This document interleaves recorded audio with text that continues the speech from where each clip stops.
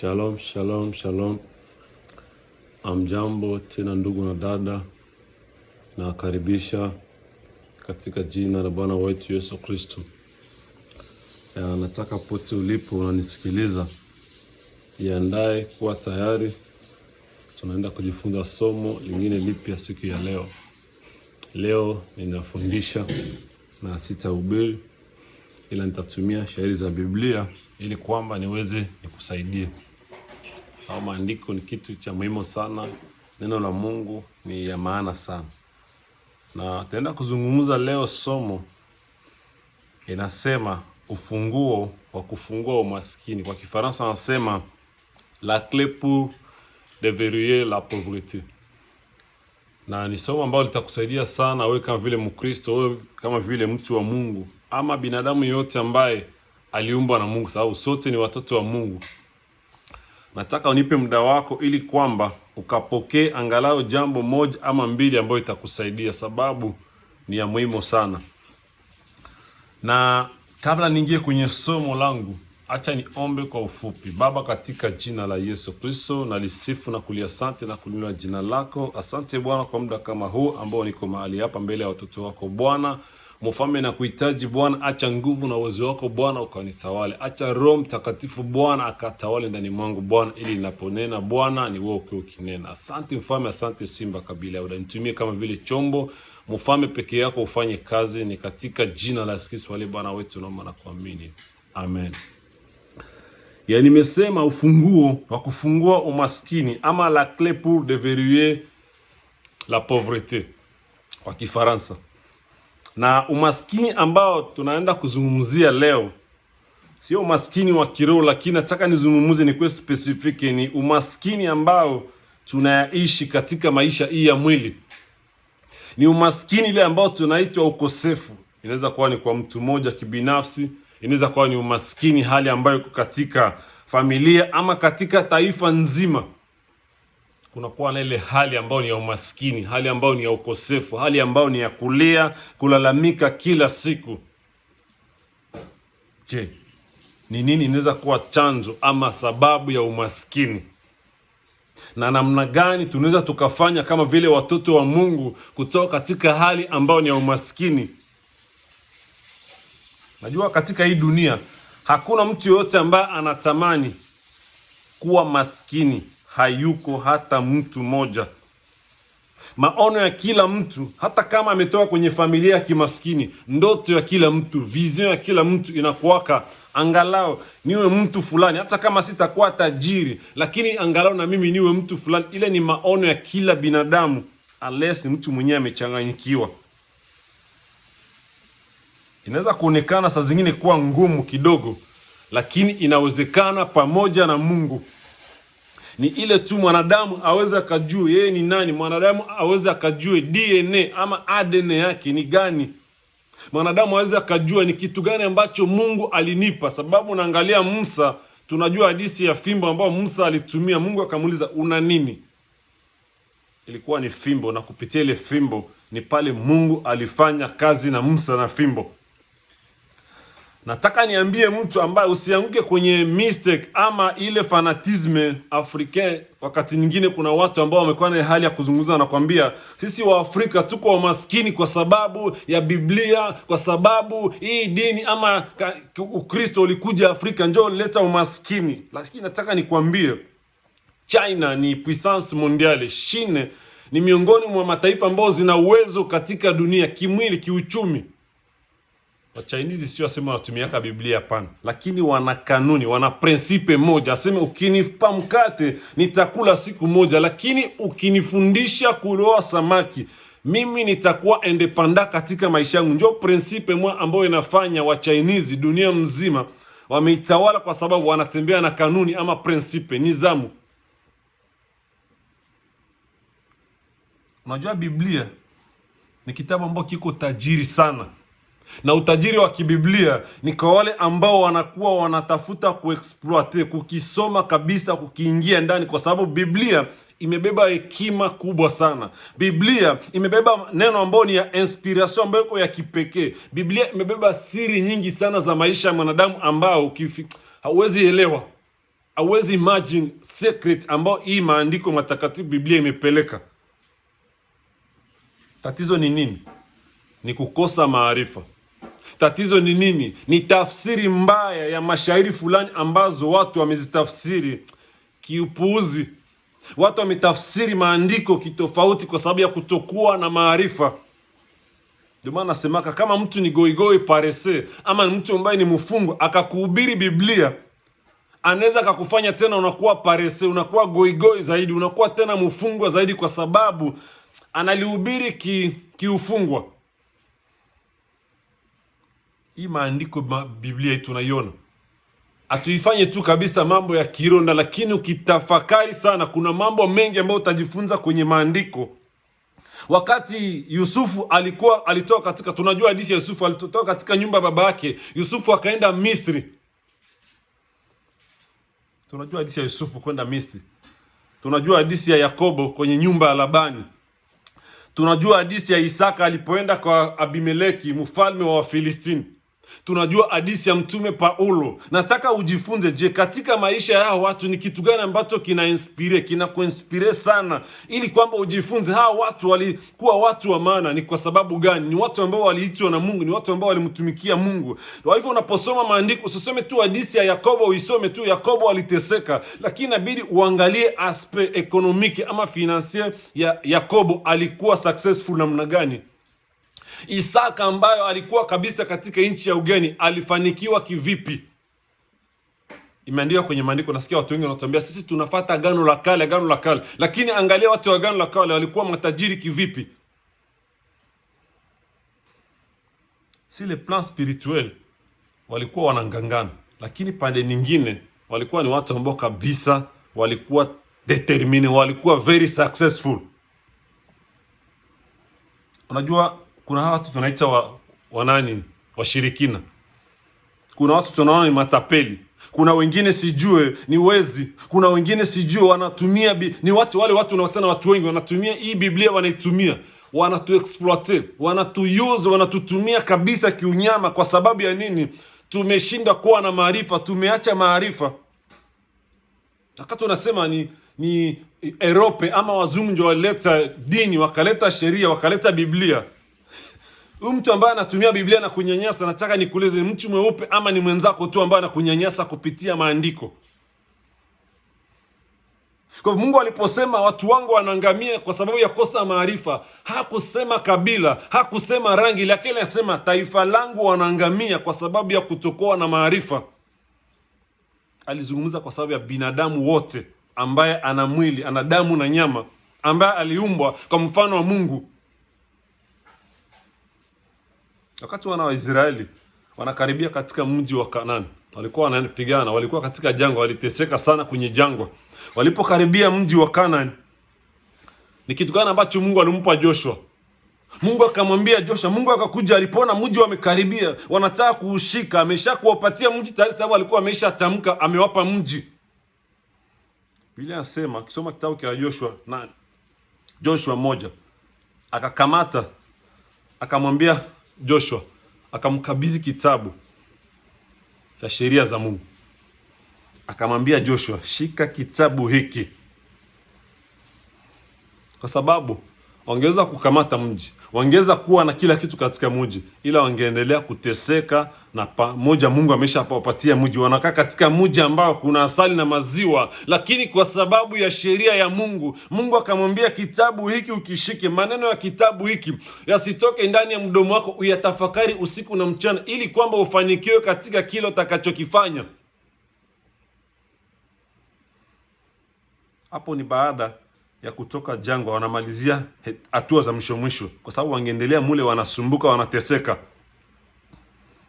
Ilikuwa ni baada ya kuteseka miaka mingi kwenye jangwa. Najua uenda saa zingine kwako ni jambo lingine tofauti, umepitia jangwa ingine tofauti. Lakini nataka nikuulize, ni somo gani ambalo umejifunza katika ile jangwa ambayo umepitia ndani? Maisha ya jangwa, umeteseka kwenye jangwa, Mungu anakutoa kwenye jangwa. Nataka ufikirie, utafakari neno la Mungu. Mungu aliwapa kitabu ili kwamba anajua katika kile kitabu kuna siri ya kila aina ambayo imewekwa ndani. Aseme maneno ya kitabu hiki yasitoke ndani ya kinywa chako, uwe ukiyatafakari na ukifanya sawasawa na maneno ambayo yameandikwa ndani, ili kwamba njia zako zikafanikiwe. Njoo utajiri na kupatia. Nimekupa mji ndio, lakini usipokesha, usipojihadhari utakufa maskini. Nimekupa mji. Haikukuwa mambo ya kiroho, hapana, ni mambo ya hapa chini ya jua ambayo tunayaishi kesho na leo na juzi na kesho yake. Unajua Mungu anaweza karuhusu upitie katika maisha ya uselibateri miaka na miaka. Unapita katika hali ya ukosefu wa kazi, unapita katika hali ya kukosa mtaji, pesa ya kufanya biashara ama kapitali ya kufanya commerce. Wengine Mungu aliacha tu upitie katika maisha ya upangaji, locataire, maisha ya kuzaraliwa, mulokasyon, uishi hapa na hapa, hauna address, huko sans abri. Mwingine sijui ambaye nazungumza nao, ulikuwa yatima, ulipitia maisha ya uyatima, uliteseka, maisha ya ujana uliteseka. Mungu aliacha kwanza ile maisha ulipita ndani, lakini baada ya kukutoa katika ile jangwa, Mungu anakuambia sheria yangu hii uishike. Ukitaka ufanikiwe, sheria hii inakupatia. Hakuna kitu kingine. Shtii neno langu, kamata neno hii ikusaidie, sababu unajua unapofanikiwa utachanganikiwa, unapofanikiwa utasahau mahali ulitoka. Mungu akampa kitabu, sababu anajua kile kitabu kina hekima, kina utajiri, kina mambo yote ambayo mwanadamu, hakuna kitu ambacho maandiko matakatifu iliacha. Jamais. Kile tunakuwa tunalia, Mungu nipe. Kile mahitaji yetu Mungu anatupa, lakini baada ya kukupa anataka ushike sheria zake. Katika sheria zake ndio kuna mafanikio. Hakuna mafanikio bila kushika sheria za Mungu. Sio mwingine anafanikiwa sema aligusa dawa, alifanya nini? Ana siri. Ulikuwa yatima, Mungu anakusaidia na kuinua na kuletea mtu anakusomesha. Kesho unakuwa mtu mzima. Shika sheria za Mungu. Angalia sheria za Mungu zinasema ni juu ya yatima. Na unasema na mimi nilitolewa katika maisha ya yatima, na mimi nitafanya. Kwa hivyo sio tena Mungu. Ulikuwa hauna nyumba, unatupiwaka vitu nje kila siku. Mungu anakupa kazi. Sio tena Mungu mwenye atakuja kujengea, pana. Asema maneno haya, tafakari usiku na mchana. Kwa wakati mwingine kuwa na tafakari. Angalia yale ambayo umeyapitia, anza kutafakari. Wakati Mungu anakuzongeza hatua mbele, ni kwako wewe kuanza kutafakari yale ambayo niliyaishi. Mungu alitaka ili kwamba usiweze ukarudie tena kule. Ndio maana nakwambia tembea kulingana na sheria yangu na utakuwa successful katika kila kenye utafanya, lakini uwe mwaminifu sawa sana neno langu. Unajua kusoma Biblia ama kuwa na maîtrise ya mashairi za Biblia ni tofauti na kutafakari ama meditation, sababu kutoka meditation ama katika kutafakari ni pale tunapata maarifa. Mtu anaweza kuwa tu msomaji wa Biblia, amejaa mashairi za Biblia kwenye kichwa, lakini anakufa maskini. Kwa sababu ya nini? Hana notion ya meditation, kutafakari. Anakufa hivyo maskini. Ni katika meditation ndio maarifa inakuja. Ulikuwa locataire, ulikuwa kaombaomba, Mungu anakupatia kazi. Mungu anakufungulia mlango yote ambao ulikuwa umengojea miaka na miaka. Kitu unataka tena Mungu afanye nini? Sio tena Mungu atakufanyizia. Akili, roho na akili zitumike. Anza tafakari makubwa ya Mungu. Mungu akusaidia juu urudie tena kule. Mungu akusaidia juu tena kesho akupata uko unalia barabara unalalamika. Hapana, Mungu amekusaidia kwa lengo. Ndio maana nimesema Mungu ana lengo kila mtu angalau akuwe na heri. Meditation ni zaidi ya kusoma Biblia kikawaida. Ndio maana akamwambia Hosea, watu wangu wanaangamia kwa sababu ya kukosa maarifa. Sababu kwa kuwa wametupilia maarifa mbali, na mimi nitawaachilia. Najua sote hatuwezi kuwa matajiri kwa kiwango kimoja, ama sote, hakuna mtu dunia mzima kuna hitaji yule mtatumikia mwingine, lakini Mungu anataka angalau kila mtu akuwe na starehe, kila mtu akuwe kabisa na ile heri, ama kuwa heri kwa Kifaransa. Ndio lengo la Mungu. Ndio maana aliweka kitu ndani yangu, akaweka kitu ndani yako. Wenda kuna kitu ambacho Mungu aliweka ndani mwako na hujakigundua, lakini siku utakigundua, na ndio siku utajiri wako utafunguka. Lakini ukijirefere katika neno la Mungu, pale ndio msingi, ndio base yetu ya kila kitu. Najua Mungu anaweza kupatia watu wawili shamba, anakupa shamba ya migomba na wao anakupa ingine ya migomba. Wewe unasema mimi nitakuwa nakata tu banana na uzisha, ndio. Mwingine anasema kando na kuzisha banana fresh, acha nitaziweka zikuwe zinaiva, nitatengeneza sijue juice, nitatengeneza vitu gani, nitafanya sijue, nitapiga chakula kupitia zile banana. Na unakutana ule mtu alipewa sawa sana, lakini kwa sababu kitu kinahitajika ni maarifa, ndio inahitajika ili kwamba mtu atajirike. Baraka za Mungu ni kwa kila mtu. Ukitembea tu na njia za Mungu ni lazima utabarikiwa, lakini kufanikiwa kuwa tajiri, maarifa. Sasa nisome kwenye kitabu cha Yohana 12. Yohana 12 mstari wa 3, Biblia inasema, basi Mariamu akatoa ratli ya maramu ya hardo safi yenye thamani nyingi, akampaka Yesu miguu, akamfuta miguu kwa nywele zake, nayo nyumba pia ikajaa harufu ya maramu. Basi Yuda Iskariote, mojawapo wa wanafunzi wake, ambaye ndiye atakaye kumsaliti, akasema, mbona maramu hii haikuuzwa kwa dinari 300 kwa kupewa maskini? Sita anasema, ndiye aliyesema hivyo, si kwa kuhurumia maskini. Asema ule aliyosema vile hakusema kwa kuhurumia maskini, bali kwa kuwa ni mwizi. Naye ndiye aliyeshika mfuko akavichukua vilivyotiwa humo. Basi Yesu alisema, mwache aiweke kwa siku ya maziko yangu. Nani nasema, kwa maana maskini mnao siku zote pamoja nanyi, bali mimi hamnami siku zote. Aseme yaani maskini mnao siku zote katika maisha yenu. Yesu akamjibu Yuda Iskariote, aseme hawa maskini ambao nataka kuwatetea, mnao maskini siku zote.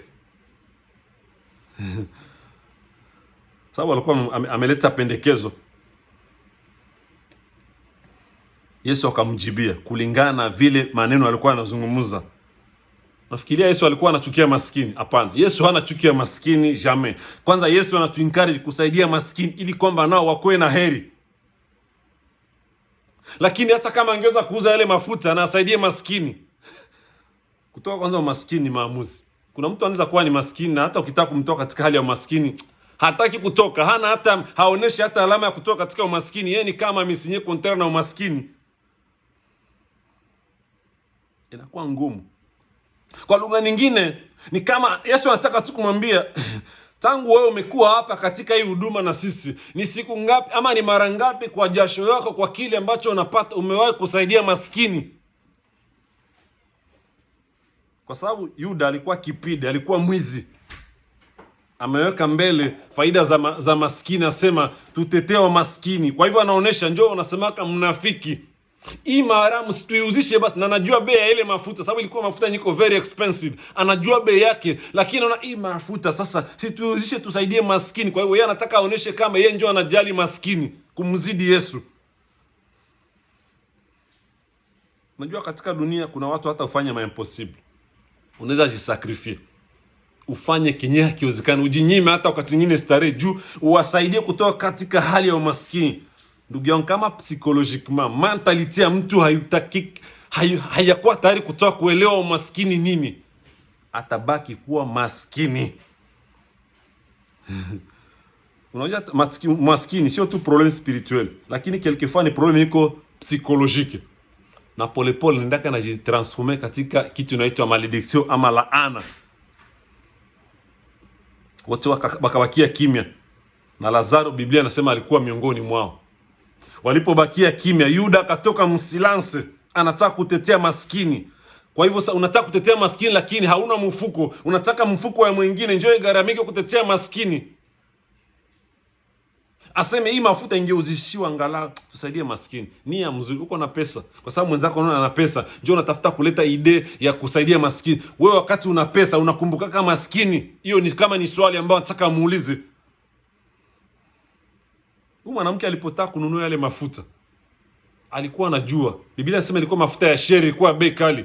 Alimnunulia Bwana kwa sababu alikuwa anaona. Unajua wakati mwingine hata kumtolea Mungu, Usipiganake na mtu juu ya kumtolea Mungu. Mtu anamtolea Mungu kulingana vile anajua grandeur ya Mungu. Mtu anamfanzia Mungu kazi kwa pesa zake ama kwa mali zake, ni kulingana vile anadefinire Mungu. Sababu sisi tunaweza kumuona Mungu, watu wanaonaka Mungu kama vile ni mjomba yake, kama ni rafiki, lakini kuna watu ambao wanajua mahali Mungu amewatoa. Ikikuwa mambo ya kumfanzia Mungu kazi kwa uwezo, kwa pesa zao, hawezi kuwapigia mipaka. Ameshamtolea pesa, ananunua mafuta ya bei kali. Ile bangala wasemaka liboke ya moninga basombe la kakwanga te. Wendo tafute na wewe liboke yako. Njoo maskini. Unakutana mtu umeteseka, maisha ya mateso, umesufriri kabisa kupata pesa kwa nguvu. Kesho yake unaona hapana, mimi ndateseka kila siku maisha yangu. Acha ninunue gari bwana. Nitafuta hata $20,000 ninunue gari kabisa na mimi. Angalau kuna wakati mtu anakuwa anajirecompense mwenyewe, sababu usizanie dunia inaweza kurecompense. Wakati mwingine unasema ngoja na mimi angalau ni enjoy, ni furahia jasho yangu. Tunaona tu mtu anajitokeza anamwambia hii pesa 20,000 yote vraiment sungenunua hata basi ununue gari ya 10,000 na hii 10,000 tusaidia hata maskini. Watu sawa wale hapa kwake nani kusaidia maskini. Ce sont les hypocrites. Hii pesa yote 20,000 kabisa unazitupa bure, azitupe bure na anajivinjari kwa maisha yake, jasho yake. Lakini mnafiki ndio anamwambia bwana hii pesa 20,000, na haiko sema sana kuambia juu kwa sababu anakusikilia huruma, kwa sababu unataka kutupa pesa vibaya. Lakini kuna ile tu hali nyingine, ni ile hali ya fitina ndani mwake. Asema huyu alisema juu ya maskini, sio kwa sababu ana huruma na maskini, lakini kwa sababu iko na ile hali ya ile kipidite, ni mwizi, ni mkorofi, na ile hali ya ukorofi ndani mwake. Gari ya 30,000, 50,000. Ndio, sasa zingine hujue Mungu amemfikisha wapi. Sio kila mtu ni paresiana kama hata kitu na hana uwezo. Ungepiga mpanga basi nipate hata zingine nisaidie. Wewe unasaidia kama ngapi? Ile ni swali uulize mtu. Ukiona mtu kama ule ni maskini. Hapo tunaambia mtu asaidie maskini. Unajua shaka saidia wangapi na wanashindwa kuinuka. Tafakari. Kuna mtu anasema nimeshasaidia, nimechoka sana. Ndio shaka maisha kusaidia naka tu. Na mimi sasa sitafurahia maisha yangu. Acha na mimi ni move on na maisha, kwa sababu nataka kusaidia watu hawasaidike, wakubali kusaidika na mimi nisonge mbele na maisha yangu. Sasa natuambia tusaidie maskini. Lakini kama mtu hataki kutoka kwenye hali ya umaskini, utafanyaje? Je, inabidi nijinyime luaziri ama furaha ya maisha yangu kwa sababu nimtoshe mtu katika umaskini? Tatizo ni mimi, sio mimi, nina nia, lakini nitawezaje kumsaidia? Ndio maana nasemaka kuna mtu mwingine, ili kwamba mtoe kwenye maskini, tafuta kwanza kushanje mentality ya yule mtu, kwa sababu ukitoa gharama hautatoboa. Ndio maana nakwambia kaangalisho na watu wa intervenir fulani kwenye maisha. Mtu anakuja anaona umefanikiwa, alikuwa una struggle, ulikuwa unateseka, hakuwa anaonekana hata. Hakuna siku leo kupigia hata simu akujulie hali. Ni nini inaendelea katika maisha yako? Lakini anasubiri siku ambayo Mungu anakubariki, siku Mungu anakufungulia milango, anakuja na maproje. Huyu mtu sasa nilikuwa nateseka, kila siku mlima, kila siku nipande magari nianguke, alikuwa ananionaka, alikuwa anizomea. Sasa unachomoka. Sio wote wanakuja na nia mzuri. Kuna wale mwenyewe anakuja iko na kuangalia. Sasa jamaa kanafanikiwa, anasikia kinyongo ndani mwake. Kuna ile esprit ya fitina inaingia katika moyo wake. Akanataka jenga nyumba mbele yangu, kanataka oa mbele yangu, anataka kununua parceli, anataka sijui fanya kitu cha ajabu ndani mwangu. Sasa njia ni gani? Anakuletea projet, sio kwa sababu anatakuletea projet juu unataka ufanikiwe, lakini anatakuletea projet ili kwa ile projet tena ikuingize tena pabaya, uendelee kuumia, usifanyake hatua. Kama Mungu atakufungulia macho, hautajua roho ambayo iko ndani ya yule mtu. Ewa tufanye projet mzuri, una elaborate projet, ushake sijui kama ushaingia ku mistake. Unafanya kila kitu, unatengeneza, unapatia mtu pesa, anafyonza. Kumbe tatizo sio kusema alikuwa na nia, alikuwa na huruma ya watu, kusaidia watu, lakini anataka akuangamize. Doke anataka kuona, naona fika wakati ya kusema usavure maisha yako, anakuletea vitu ambazo zenyewe hazina rentability yote, ili kwamba usiweze kufurahia maisha. Yesu akamwambia, maskini mnao kila siku, mimi niko napita tu. Hao maskini mnakuwa nao kila siku, mnawafanzia nini? Na kama ni sikuwafanzia, simuendelee kuwafanzia. Hata kama sitakuwa maskini, wataendelea kuwepo, lakini mtawafanzia nini? Kuna watu kama hawa Wayuda, hata kwenye kanisa, hata kwenye familia. Unafanya projet, unataka waingize ndani. Familia mzima inakufa maskini. Ndio unakutanaka wakati mwingine unataka kumsaidia mtu. Unataka kumsaidia mtu, unaona huyu mtu iko na potential, huyu mtu ana uwezo, huyu mtu invest. Huko na wakati mwingine umuhimu wa kuinvest ndani ya watu. Katika familia ukiidentify watu 3, watu yule unasema nikiinvest katika huyu atasaidia wengine. Inafika wakati mwingine, lakini sasa mtu kama huyu, kama ako kwenye familia ama kwenye kanisa, ukitaka kumsaidia mtu anakuambia ule kabisa, manake pumbafu hawezi kuweza kitu. Na ndio wanasema kila siku vraiment saidia watu, kipata franga saidia watu. Kuna watu specific unataka kusaidia. Unasikia nakwambia hapana, ule kabisa hakuna kitu, akwake na akili. Tunaona uchawi zinaua watu leo mingi. Unaona mtu ni mchawi kwa sana anaruka tu usiku, na wengine roho zimekuwa ni kichawi ndani. Wewe unataka kumsaidia mtu kumlopola, bali ndio wanakeba nasimama. Lakini nataka kuelekeze kwenye anajua hautafanikiwa, hautafata. Ndio maana libidi Yuda Iskarioti atoke. Kwa sababu alikuwa sawa vile ni blockage kwa kanisa. Ana pretend kuwa bon samaritain, msamaria mwema, kumbe ni nyoka sumu. Ana pretend kutetea maskini, ana pretend kusimama kuwa defenseur wa maskini, kumbe ndani mwake kuna hila, kuna fitina. Najua wakati wengine wako wanalia huko, kuna mtu unaweza mpatia dola 200. Pale panda ananunua smartphone. Kuna mwingine ukimpa 50 ile 50 mu miaka 2 anasaidia wengine. Sasa de tel gens ukiwapata kwenye maisha, saidia watu kama wale, kwa sababu wanaweza katoa umaskini hata katika familia. Yesu akamwambia maskini munao. Unao maskini. Umeshajisikia namna gani wakati mtu alikuwa kwenye shida, unamsaidia ule mtu na unasikia ana prosper, anazongea mbele. Alikuwa maskini. Sisi kuna maskini mwenye uko très conscient. Unamsaidia na kweli anazamirika, anatoka katika hali ya umaskini, unajisikia kabisa uko proud, unasema tena ni muongezee ama nifanye namna gani? Kwa sababu wale ambao Yesu alipatia, bila sema mfalme mmoja alipatia watu talanta tofauti, alipoenda anakutana mwenyewe aliongezeka tena na muongezea, kwa sababu anasema huyu ni mwaminifu, huyu anaweza kuwa msaada, huyu anaweza kuwa ni silamba, hata kesho na mimi nikosa anaweza kunisaidia. Sasa mna watu kama wale kwenye familia, shida kubwa. Katika familia tunahitaji watu ambao wana maono, ili kwamba toke katika hali ya umaskini. Watu ambao wanaweza kuona huyu ameinuka nao waweze kusimama wakimsaidia. Wale ndio watu ambao Mungu akusaidia kukutana nao, ili kwamba najua unaweza kuwa na nia na maono ya kusaidia familia, lakini unajiuliza nitaanzia wapi? Kuna Wayuda ambao wamekaa pale wakileta project, wakitengeneza project ya familia nzima, unasema kabisa familia inatoka chini, lakini achilia pesa kwenye mikono yao, kuisha kabisa umaskini, tena unaingia walaana. Ndio maana angalisho sana na watu kwenye maisha yako. Watu kama hao,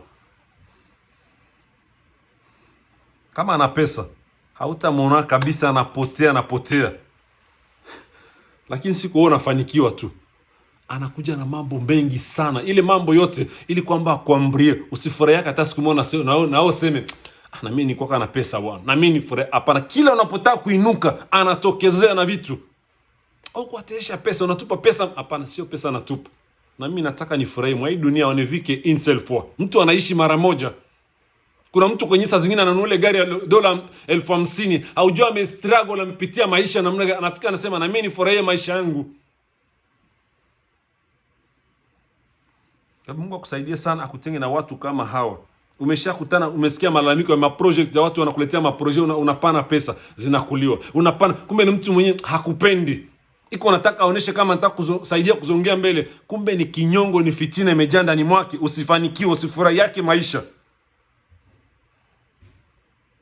Orientation zote zinakupatia, maelekezo zinakupatia, ni maelekezo tu uharibishe. Kila kwenye code dépense ndio kwenye nakupeleka, lakini kama kuna kwenye kutakuwa mafanikio, aweze akakuonesha ile njia juu, anajua utaruka chini, utapanda juu. Attention na watu kama hao. Anaweza onekana na kupenda, kumbe ndani mwake kuna kitu, kuna roho ya ile anaona hapana, huyu ndio anapata, anataka enda wapi, akufinyilia, kuumize. Umaskini mbaya. Na ndio maana nataka nikwambie ambao uko katika hali ya ukosefu, sio vibaya. Mungu anakujua na Mungu anataka kufungulie mibaraka. Lakini atapokufungulia, je, utatembea sawa sawa na neno la Mungu? Utakuwa mwaminifu kwa Mungu? Utamwogopa Mungu?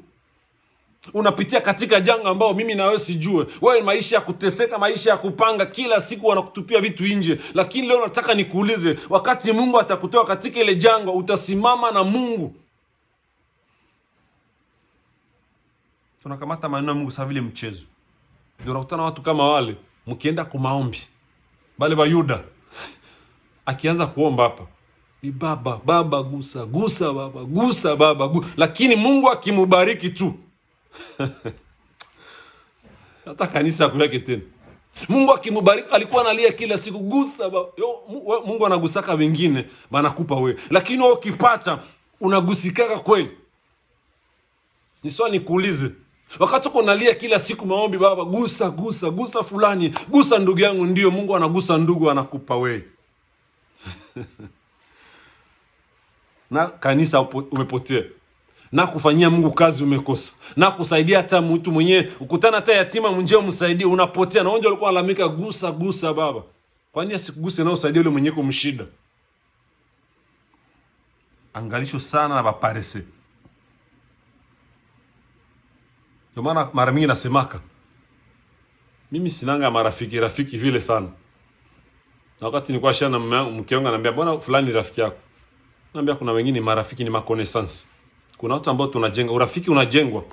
Urafiki unafanyiwa kazi. Rafiki yule mwenyewe anaona kwenye utafanikiwa, anakuonesha deal, anakuambia ndugu yangu njoo deal na unafanikiwa. Njoo rafiki. Kwa hiyo urafiki ni kazi. Usiite tu mtu rafiki juu anakuja anakufulia manguo, anakuja na kufanyia. Hapana, rafiki yule mtu mwenyewe anakuonesha. Hapana, mtu ni rafiki juu anakupatia tu, lakini mtu mwenyewe anaweza kuonesha na kwambia, bwana, naona uko na roho mzuri, hii roho yako mzuri, tukifanya hivi tunaweza fanikiwa. Ule njoo rafiki mwenyewe unaweza kuambatana naye. Ndio maana Kristo anasema, kisoma Yohana 15 mstari wa 15, anasema siwaiti tena nyinyi watumwa, na waita marafiki zangu, kwa sababu rafiki ni zaidi, ni tofauti na mtumwa. Ninawaambia kwa sababu yale ambayo baba yangu ananifunulia na waonesha kila kitu. Kwa hivyo rafiki yako ni yule mtu mwenyewe anataka kuonesha katika njia za mafanikio. Anaweza kuwa ndugu, anaweza kuwa tu ni mpita njia, mtu yote mwenyewe atakuwa msaada kwako. Anaona umefanikiwa, anakuja kwa ili aweze kukusaidia. Njoo rafiki.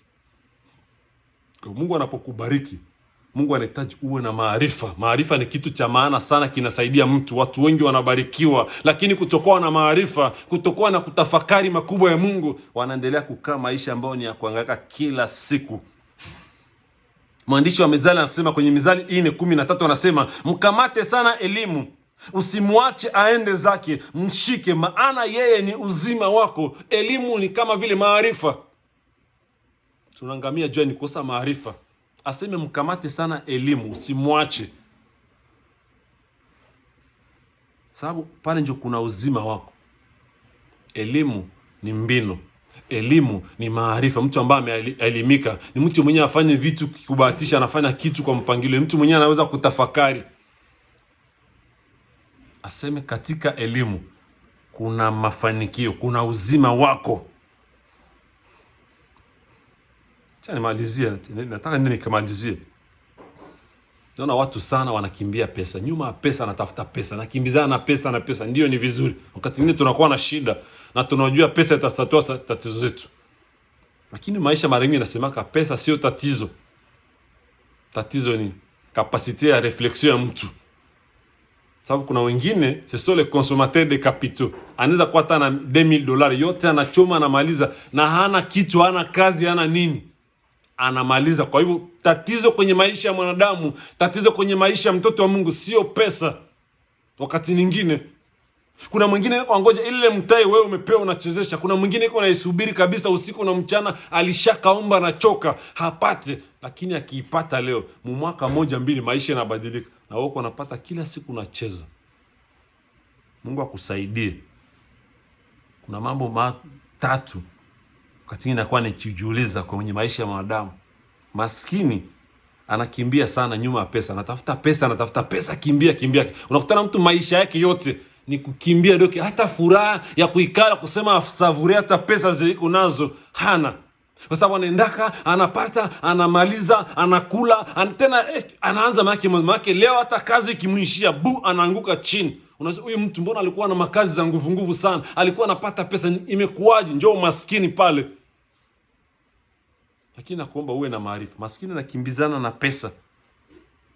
Kuna wale ambao wako medium class, wengine wanakutana wanawekaka pesa. Kuna watu wanajua kabisa kuweka pesa, kuconserve pesa, na ni attitude ya mzuri sana. Mtu anapokujua kulinda pesa, kulinda utajiri, kulinda mali ni kitu cha maana sana, ni busara.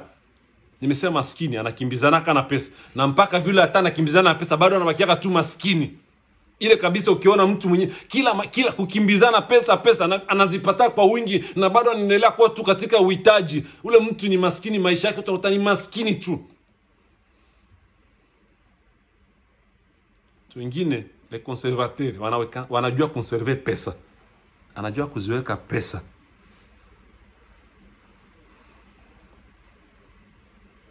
Anajua kabisa kuzilinda, kuzitunza. Na mtu wa tatu ni tajiri. Tajiri anasanya pesa, tajiri anaweka pesa, lakini kando na kuweka pesa, tajiri anapambanua mawazo ya vile pesa zitakomaa, zitakuwa namna gani. Sasa unaweza kuwa mwekaji pesa mzuri, naweka pesa nisikwambie, nisikudanganye, unazikalisha, lakini kama hazina kazi ya kuzalisha, zile pesa sio pesa, ni kama jana naweka.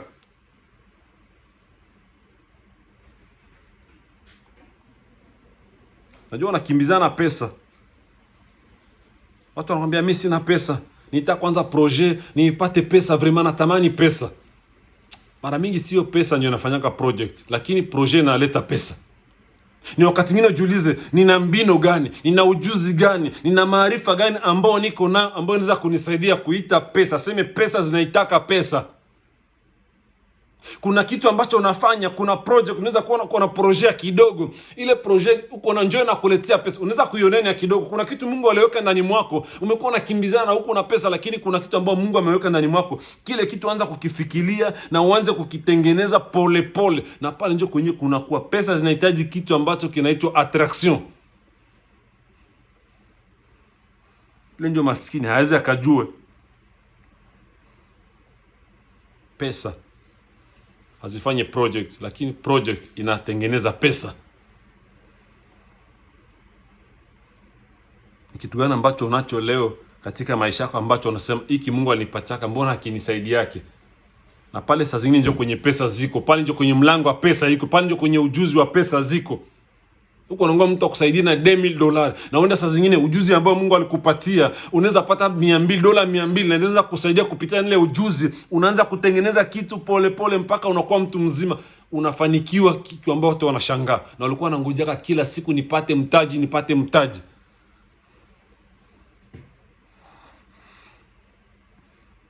Mungu akusaidie sana uweze kujifahamu wewe ni nani. Najua sote tunajua kama kuna laana, tunajua kama kuna misingi ziko, lakini unapoona mtoto wa Mungu, mtu ambaye ameokoka, kila kitu chote kwake ni misingi, kila kitu chote kwake ni laana. Ndio tunajua ziko na zinapigana usiku na mchana tusifanikiwe, lakini angalisho mtu maisha yake yote anashindwa hata kufanya hatua kujaribu, anakuambia ni laana, ni misingi, ni nini. Hapana, tusikue tunalaumu. Wakati mwingine tunampatia shetani utukufu, wakati mwingine tunatukuza shetani, japokuwa ni kwa sababu ya tumeweka mipaka kwenye akili zetu, raisonnement zetu tumeweka. Mungu ametupatia kila kitu, usiku na mchana unalala unafikiria nitafanya nini, lakini nasema siku nitapataka pesa za mingi nitafanyaka hivi. Na Mungu anakupatia ile mawazo ianze kuifanyia kazi, kwa sababu katika ile mawazo ndio Mungu anatafuta kufungulia njia. Ndio utaona mtu mwingine kasa kila siku misingi, laana, mikoshi. Uko na mikoshi namna gani? Kama ni mikoshi, wenda sifanywe deliverance juu mikoshi itoke. Kama unapoona mtu kila siku maisha yake ni mtu ameokoka, ni mtu anamjua Mungu, ni mtu anabidii, lakini maisha yake ni kulaumu wengine, asema kama sijafaulu fulani njoo fulani ananifungia, ule fulani. Sasa kila siku na ule njoo anakuwa Mungu, anamshinda Mungu. Mara ngapi, hatua ngapi ambazo na wewe umechukua useme na mimi hii hali nakataa, nataka na mimi nisimame. Mtu akwambia tufanye hivi, unakutana kabisa huko tu kabisa lezi. Unajua kama maisha itoke kabisa, maisha yokote. Hapana, kwenye kule Misri walipokuwa jangwani walikuwa wanapata maana inaanguka, lakini walipotoka katika jangwani ilikuwa ni nafasi ambao waende wakafanye kazi na wabadilishe maisha katika ile Kanani. Kwa hivyo Kanani ilikuwa na kitu chote, lakini ilibidi waanze kulima na kufanya kazi. Ndio natoa umaskini.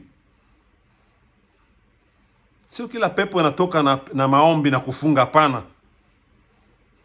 Vitu vingine zinahitaji changement de mentalité. Unajua maombi inakusaidia unapata mtaji ya kufanya biashara. Maombi inakusaidia unapata kazi. Maombi inakusaidia inafungua milango. Lakini katika zile milango utaingia, kuna vitu ambazo zinahitajika juu ufanye multiplication. Njoo kazi ya maombi inatusaidia. Maombi inatuprotege, inajua role ya mingi sana. Lakini kwenye mafanikio ama kusonga mbele, ndugu yangu, kunahitaji bidii. Ni kazi.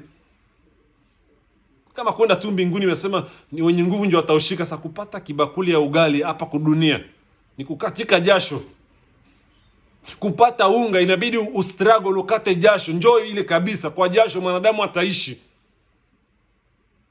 Lakini nataka udevelope kabisa kujiuliza, Mungu amenipa nini? Ni kitu gani ambacho Mungu amenipa? Ni ujuzi. Inaweza kuwa sio pesa, lakini Mungu ameweka ujuzi ndani mwako. Na ile ujuzi ukitia na ujuzi ya una ya ule na ule, unasikia kuna zala kitu. Kuna vitu vingine tulikuwa tunaikala zamani, unaikala chini huko, unaona sasa itakiaka tu nalamuka asubuhi inafanyika. Hapana, kumbe Mungu aliweka mawazo ndani mwako, unafikiria kama ushabakia tu mawazo. Toka kwa mawazo, ingia kwa action na uone kama Mungu ataonekana. Dini. Biblia, bado tuletea Biblia ndio imefanya tunakuwa maskini. Biblia inakwambia nini? Kuna mahali Biblia inakwambia uko maskini? Kama sio tafsiri za watu ambao walikuwa na memoire tete bien pleine, lakini wanashindwa kukuelekeza. Furaha ya Mungu ni kuona unacheka, unafurahi. Sema je connais le projet que j'ai formé sur vous. Haiko projet ya malheur. Anasema atakuaporter bonheur na esperance katika maisha yako. Ndio projet ya Mungu, lakini kuna nafasi ambayo inabidi na wewe uingilie kati, ili kwamba kwa sababu ile bonheur haiko ya Mungu, ni bonheur yako.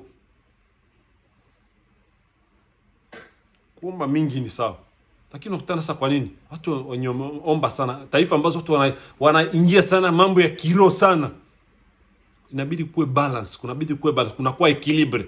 Ingia katika hali ya kuomba, sema ombeni mtapewa, tafuteni mtapata. Kwa hiyo unapoomba ni vizuri utanguliza Mungu kuomba, ili kwamba ninapoenda kutafuta nikutane na Mungu mahali natafuta. Ninapoomba, nikishamaliza kuomba, niende kufanya biashara, katika ile biashara nikule nikutane na Mungu. Sana naambia Mungu, ninakuomba unisaidie mahali nenda kutafuta kazi nipate kazi. Mungu, nenda kufanya biashara, ninakuomba kwanza nikutangulize wewe, alafu nenda kutafuta unisaidie Mungu. Njoo kazi inatusaidia kwenye maombi, uniprotege. Mungu anakusaidia, lakini kuwa mwaminifu katika kile ambacho Mungu atakupatia, na njoo utaona prosper inakuwa kwenye maisha yako.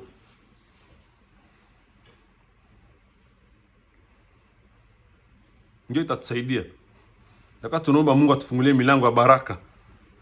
Nipe kazi, nipe pesa kufanya biashara, nipatie connection. Mungu anakuwa mwaminifu, anajibia. Lakini unafikiria nini tena Mungu atakusaidia nayo kama sio maarifa yako wewe kusongea tena mbele? Ulikuwa jangwani, Mungu anakutoa jangwani. Kwa hivyo ni jangwani tu ndio aliambia Israeli, mumefika mji wa Kanaani, maana ikakata, muingie mfanye kazi. Mtakapokuwa mnapata, msisahau hivi na watu fulani ambao hawana uwezo wa kufanya kazi, mwende mwasaidie. Na pale ndio mtaona mkono wa Mungu. Mungu akusaidie. Wewe mbona kimbizana pesa ndio ni vizuri. Lakini kama hauna projet na pesa, ndugu yangu, utakimbizanaka na pesa mpaka utazeekaka unakimbizaka ku pesa. Utachipata hata na za kuzimu uko unazifuata kwa sababu haujui kutumia pesa. Nataka niambie mtu mwenyewe ni conservateur na wakaka pesa ndio. Lakini nataka nikwambie pesa. Pesa hazikuumbika juu ya kuweka. Hapana. Mwenye anakuambia sasa uliumbika pesa. Ndio zamani ulikuwa kukutana zamani unakutana mtu aliweka pesa fasi, panye na kiena zikula manoti, analia kabisa na wakiko unalia. Mwalitengenezaka pesa ziliumbika juu ya kusirikile. Kufanya circulation ziende zikatafuta zinazala. Njoo pesa kwenye zinapenda kwenye zitajimultiplier. Pesa zenyewe zitajimultiplier, aziko pesa. Pesa inakuwa na tourner, ina circuler. Izae matunda kwa sababu hata ku banki tunataka kutoa pesa kwenye benki. Pesa zikalae ku benki. Unakuja na $100,000 kunetia mu banki ndio. Usishangale kesho unakia kuziza na kwambia ziko, kumbe uliziacha tu pale. Mwingine kwa tafuta mkopo, wanampigia simu na pesa zimeingia, na kuja anazichukua, anafanyia kazi. Pesa zinahitaji zikale kwenye ziko zinazala. Ulitia 1,000 pale, mwaka 2 3 unakutana imekuwa 3,000. Njoo pesa zinapenda nafasi ya vile. Lakini ukisema sasa niko conservateur na weka tu, njala na kia na chomola lumoya, njala na kia na chomola lwengine, utaisha na utajua ulishaka namna gani. Kwa Mungu anakuambia maarifa itakusaidia. Mungu amekufungulia pesa, unalogotaka pesa saa majani, lakini usipokuwa na maarifa, ile mlango wa pesa ikifunga, ndugu yangu matajiri unjo tulikuwa unaka alikuwa anavuma, alikuwa anapata pesa. Pesa zinahitaji zikale fasi kwenye ziko kuko mboleo, kwenye hakuna mboleo, zenye unatia mfuko hazina mboleo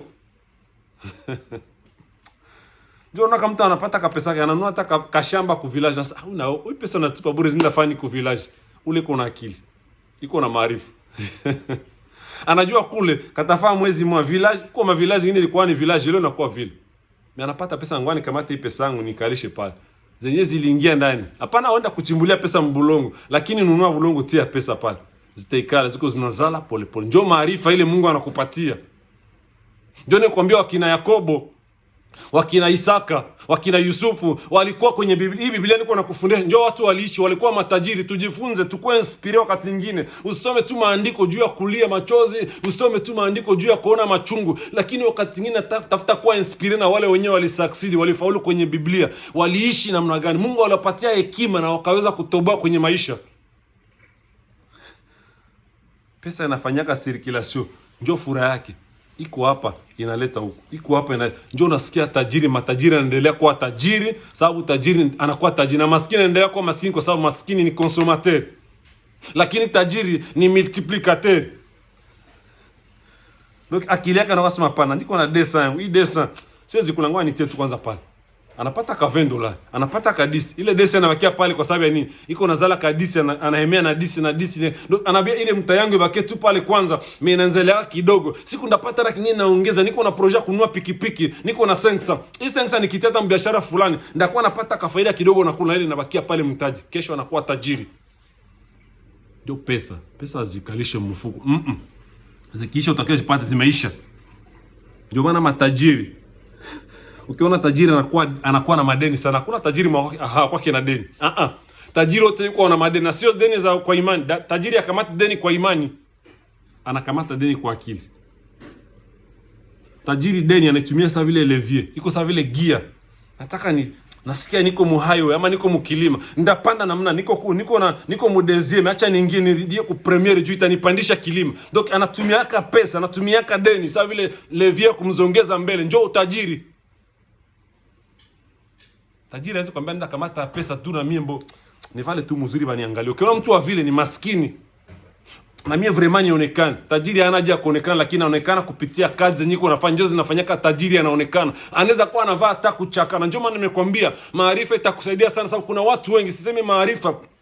Biblia inatuambia shika sana elimu isiende mbali. Elimu sio kusema tu mtu alisoma universite, sababu kuna mtu mwenye alisoma universite ni licencié, mais un foutron, un illettré anamwangaje mkampuni yake kwa sababu ya nini? Ni illettré na iko na maarifa. Ni mtu mwenye anajua kutafakari.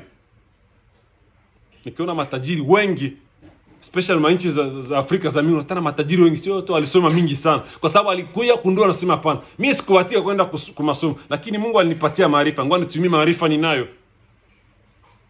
Kwa watu umesoma, uko na PhD, uko na nini? PhD haitaleta pesa mpaka uende kubuni kichwa chako ufanye kazi, ndio itakusaidia. Kama Mungu akusaidie, ujiulize swali, utafakari kwenye maisha yako. Mungu alikusaidia, amekutosha hapa. Ulikuwa katika jangwa, anakuvukisha, hakupeleka kule juu ende uteseke, lakini tii sheria za Mungu. Ulitoka Afrika, ulikuwa katika maisha ya ukimbizi. Mungu anakuambia njia hii umelia, enda Ulaya. Wengine wenye uliacha pale kwenye kambi waliziko huko, unaangalia. Usifikirie Mungu ni mjinga alikwambia uende kule mbele. Ukikuwa tena sawa sawa na ule mwenye yuko kwenye kambi, uko na tatizo kwenye maisha yako. Ndio maana walipoingia katika mji ambao imejaa sali na maziwa, Mungu akajua watachanganikiwa, watakuwa mu distraction. Na kesho wataanza kunilaumu. Sheria ndio inawapatia, tembea na sheria za Mungu na utaona mkono wa Mungu. Tembea na hekima na utafanikiwa.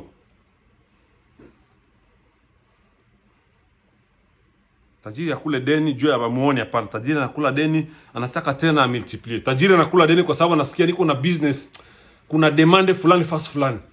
Baklia wangu biko mubezo fulani na sina pesa, acha nikamate hii pesa, nikamate ili kwamba ni satisfaire baklia, nisipoteze marché. Njo motifu yenye tajiri na kulia kadeni. Sababu anajua nikitosha hii pesa napatia na nunua biashara, baklia wangu wasikose, jua wakikosa mwingine ataingia bakamate. Njo formula tajiri akamati kadeni. Tajiri akamate deni par plaisir, jua muone ni boss. Sababu atakuwa tu boss. Benyewe kwa bale ba beneficiary wake wanajua mtu ni boss.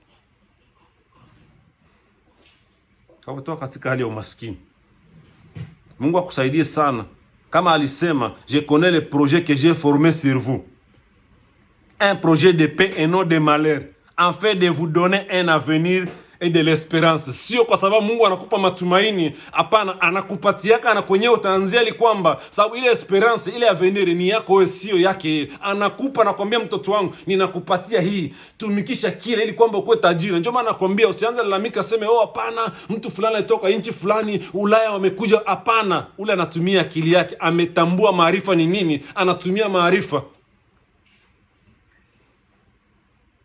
Unalia hapa kila siku, Mungu nipe kazi, nipe kazi, nitoke maisha ya upangai. Mekesho Mungu anakupa kazi, unatupa na watoto na mwanamke unaacha kwa sababu ya kazi. Mungu akupatia kazi juu ufanye vile. Mungu alikupa juu umeteseka, kwa hivyo anakupa kazi juu angalie uaminifu. Huyu mtu kweli alikuwa ameteseka, ndio Mungu anakufungulia mlango ya kazi juu angalie kesho itakuwa namna gani. Mungu akutaka tuache katika maisha ya kwenda tunazunguka tunaomba pana, na wakati mwingine tunafika tunaomba. Inaeleweka sababu kila mwanadamu anaweza akakosewa, anaweza akaomba, lakini Mungu hataki udemere maisha yako yote uko na kaomba. Mtoto wa Mungu hazilete sifa nzuri kwa Mungu. Mungu anataka angalau na ukue creative, ukue itile. Mungu huyu nilimtia ndani kitu ambacho society na kihitaji, huyu mtu atakuwa wa maana kwa wengine. Hicho kenye Mungu anahitaji. Kwa Mungu akusaidie sana. Tumekuwa na hali nyingi sana za matatizo ya umaskini. Kuliko kimbia katika nyuma ya pesa, kimbia tafuta maarifa. Sababu maarifa inaweza kuletea pesa. Lakini ukimbia nyuma ya pesa bila maarifa, nayo ni tatizo ingine. Utabakia mtumwa wa pesa. Mezali 6:22 nilikuwa nimezungumza last time. Aseme mfundishe mtoto njia ambazo atazipata hata atakapokuwa mkubwa hataweza kuziacha. Ndio vile Mezali inatuambia. Ni kitabu cha hekima. Nataka nikwambie, nimefanya kazi na mashirika za humanitarian organization. Kuna kitu inaitwa child labor. Child labor ni ile kufanya mtoto, kumtumikisha mtoto kazi. Afrika unakutana watu wanafungwa, wanaingiza jela. Lakini nafika katika nchi zenye zimeendelea, mtoto wa miaka 12, 13 anaweza kupeleka kazi. Kwa hiyo anaanza kufunza money, pesa ni nini, matumizi ya pesa ni. Mtoto anapelekwa kazi, sio kazi ya uzito. Anaweza ambia, unapata mtoto anaenda, mzazi anafanya kazi kwenye greenhouse, anakuja na kijana wake wa miaka 13 anampeleka aje fanya kazi. Lakini de l'autre côté wanakuambia ni child labor, wanakufunga. Na neno la Mungu asema kumfundisha mtoto njia ambayo ataifuata, sio aseme mpaka ni njia ya Mungu tu. Njia ya Mungu tunamfundisha ili kwamba imsaidie katika njia zake atatembea afanikiwe. Lakini katika njia ambayo ataipata mpaka siku atakao mzee, njia ya maisha ni tofauti, ni vitu zingine. Ndio unakutana mtu anazaliwa ni mtoto mdogo, ikikuwa vakansi wanataka wanacheza hapa bulana utanaka mtoto wa 12 vakansi yake yote atakia toka mvakansi, vifaa za shule yote ameshajinunulia. Kwa sababu nini? Ametengenezwa na ni mdogo sana. Hapo wakati tunajifunza watoto wetu, Mungu ametupatia tuwafundishe njia ambayo wataifuata siku watakao wazee, hawataiachaka. Mtoto anahitaji kufunzwa Mungu na ngali mdogo, na pamoja kumfunza Mungu unapokuwa unamuonesha hata kazi unafanyaka. Inabidi mtoto wako akuwe anajua papa anafanyaka hivi, mama anafanyaka hivi. Ile ndio inatoa umaskini. Ni elimu ndio itatusaidia kutoa umaskini, maarifa. Ule mtoto anahitaji afundishwe maarifa na ni mdogo, ili kwamba atakuwa anajua hata kama leo baba yangu hatakuwa, mama yangu hayuko tena, na ndio alikuwa anapigana kila siku tukule tuvae. Kumbe ile njia ambayo mama alikuwa anapitia ndio na sisi tutakuwa tunapitia, ndio maarifa ile kufundisha hata watoto. Ndio maana nasema kwa system za education zingine zenyewe zinafanya watu wawe kwa maskini. Unakuta mtu amesoma mingi sana, lakini anafika miaka 60 bado ni maskini, angana ngoja nunuliwe hiki, angana ngoja. Kumbe ni tatizo, msingi uliharibika. Kwa Mungu atusaidie sana. Kifungua kuweza kufungua umaskini ni kuwa na maarifa. Bila maarifa tutaangamia, bila maarifa tutalaumu, bila maarifa tutalalamika, fulani amekuwa kikwazo, fulani amekuwa blokaje kwenye maisha yangu, ijapokuwa hakuna mtu mwenyewe anakufunga maisha. Mungu amekupa akili, vile Mungu amepatia ule mtu mzungu akili, ndio vile amepatia mtu mweusi akili. Inategemea sasa vile wewe mwenyewe una develop akili yako, ndio utaenda. Mkianza kusema dini ilileta umaskini, Biblia ilileta umaskini, ile ni ushirikina ama ni kutokujua. Usikuwa na blame kushinda kwako kwa mtu mwingine, hapana. tumia maarifa. Mungu amekupatia maarifa, fikiria. Mataifa nyingi zinakuwa matajiri na watumie maandiko Biblia, lakini kwa sababu walijigundua sekre ya kufanya kukuwa tajiri ni kutoka katika esprit ya paresse na kufanya kazi. Tulee watoto wetu katika maneno ya Mungu, na katika miaka midogo tuwasaidie waweze wakasongee mbele. Ile itakusaidia sana. Anza kufundisha mtoto matumizi na kuwa namna gani, gerance ya nyumba ni nini, pesa zinakuwa namna gani. Mtoto aanze kujua hizi pesa zinatoka wapi, zinafanyaka nini, zinakuwa na mtu anakoma kabisa na ile ideology. Mungu akubariki sana. Mungu akusaidie, akupatie maarifa, akupatie akili, akupatie kutafakari. Unaposoma neno la Mungu, usikuwa unasoma hii Biblia sawa vile Roma. Kwa nasoma Biblia na unakuwa na inspiration watu fulani kwenye Biblia, useme watu walifaulu ni vipi? Kwa nini na mimi nisifanye kama fulani? Kwa nimeambia hadithi ya Yusufu. Yusufu alikuwa msaada katika nchi ya Misri na walisaidia kupitia maarifa ambayo Yusufu alikuwa nayo. Yakobo alikuwa kwenye nyumba ya Labani, alifanya kitu kwenye nyumba ya Labani mpaka ikainua chuki, lakini ilibidi arudie katika nchi yao, na alikuwa amekuwa ni tajiri. Kama ingekuwa mzoba ama pumbafu katika ile nyumba, angerudia tena kwa ingekuwa ni maskini. Nimekuambia Isaka alienda kwa Abimeleki, alifika kule, alianza fasi kwenye kulikuwa bonde, analima, anatengeneza nini, na mpaka kukainuka wivu, akasema huyu mtu anakuja atatumalizia hapa. Chuki kainuka mpaka Isaka kabakia mkonfuzio, lakini alikuwa kabisa anatumia kile ambacho. Tumetembea na baraka za Mungu ndugu yangu. Kila kwenye unaenda, kila kitu kinaweza kugusa, kinaweza kufanikiwa. Lakini tunaogopa kwa ntame maisha. Basi Mungu akubariki. Na tukutakia wiki ya amani, wiki ya mafanikio, wiki ya kutafakari. Medite neno la Mungu, tafakari neno la Mungu. Ile ndio funguo ambao tumepewa katika kila kitu yote unaweza kufanya. Tafakari neno la Mungu. Unapopata pesa, hizi pesa tumia hekima. Neno la Mungu litakufundisha hekima. Baba, katika jina la Yesu Kristo, asante Mfalme, asante Simba kabila ya Yuda, asante gemeo la msaada. Kweli wewe ni mwanzo na mwisho wa mambo salama. Na nisifu na kulia asante na kuinua jina lako Bwana kwa ajili ya ndugu, kwa ajili ya dada ambao wananifuata Bwana. Na mbariki Bwana kupitia neno hili Bwana. Acha anaposikia neno hili mwamba msaidie. Kuna wale ambao walitoka kwenye maisha kabisa mazito. Walikuwa maisha ambao ni ya matatizo, kukula ni shida, kuvaa ni shida Bwana. Lakini leo Bwana walipofanikiwa, walipofungua njia zao Bwana majeshi, wakatupa maarifa mbali, na leo Bwana wengi kabisa barabarani, wengi kabisa ni chokora, wengi sijui maisha ambao ni ya kulia kila siku. Mfalme, naombea huyu ndugu ambaye ananisikiliza, inaombea huyu dada ambaye ananisikiliza, mpatie maarifa leo ili kwamba Bwana majeshi kizazi chake kisiweze kikaangamia. Ninatangaza Bwana majeshi kufunguliwa kwake, ni katika jina la Yesu Kristo aliye Bwana wetu, naomba na kuamini. Amen, amen. Basi mbarikiwe sana. Mimi ni Pastor Sylvain kutoka Galilaya Fellowship Ministries. Tukutane tena wiki ijayo kwa majaliwa ya Mungu. Sambazia ndugu, sambazia jirani, sambazia rafiki yule ambao nataka aweze akabarikiwe na wewe, na Mungu atakubariki. Bye.